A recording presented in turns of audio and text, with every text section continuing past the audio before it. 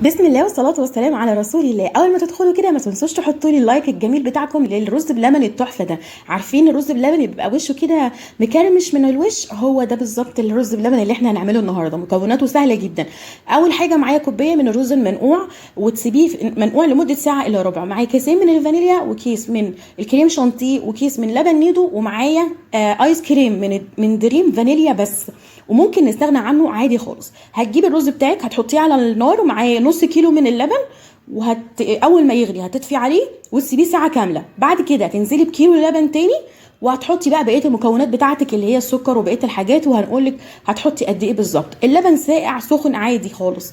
بعد كده هننزل بكوبايه ونص من السكر، وممكن تزودي او تقللي زي ما انت عايزه. بعد كده هننزل بكيس لبن نيدو او معلقتين. هننزل بالفانيليا بتاعتنا.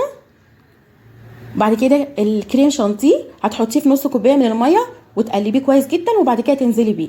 دي معلقه من الايس كريم زي ما قلت لك، ممكن تستغني عنه، بس اهم حاجه يكون ايس كريم فانيليا.